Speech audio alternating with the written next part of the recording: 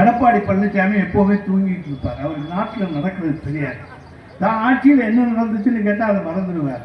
அங்கொன்றும் எங்கொன்றும் ஏன்னா சம்பவங்கள் நடந்தால் பார்த்தீங்களா, தமிழ்நாட்டிலே சட்டம் ஒழுங்கு கட்டி விட்டது, தமிழ்நாட்டிலே சட்டம் எதிர்கட்சி சொல்லத்தான் வேணும், உங்கள் கடமை சொல்லுங்க. ஆனால் மற்ற மாநிலங்களோடு ஒப்பிட்டு பாருங்கள், பல செய்திகள் மறைக்கப்படுகின்றன. தமிழகத்திலே எந்த செய்தியும் மறைக்கப்படுவது கிடையாது.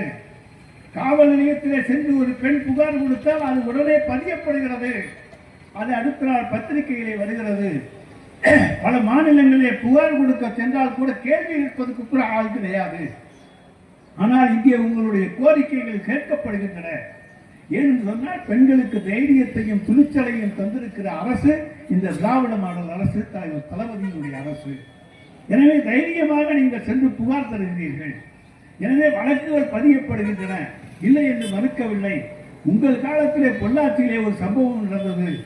15 நாள் ஆன பிறகுதான் எஃப்ஐஆரை எல்லாரும் போராட்டம் நடத்தி போட்டீர்கள்.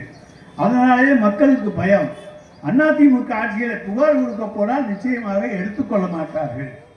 எனவே யாரும் புகார் கொடுக்கிறதுக்கே வர்றதில்லை. பெண்களுக்கு பயம். எனவே அப்படிப்பட்ட பொள்ளாச்சி சம்பவங்களை போன்ற சம்பவங்களை நாங்கள் அரங்கேற்றவில்லை. இன்றைக்கு தமிழக மக்கள் அமைதி பூங்காவாக அண்ணன் தம்பிகளாக வாழ்ந்து கொண்டிருக்கிற மண் இந்த மண். இதிலே யாரும் எந்த கலவரத்தையும் கொண்டு வர முடியாது. அதற்கு நாங்கள் இடம் கொடுக்கவும் மாட்டோம். இந்த அரசு நிச்சயமாக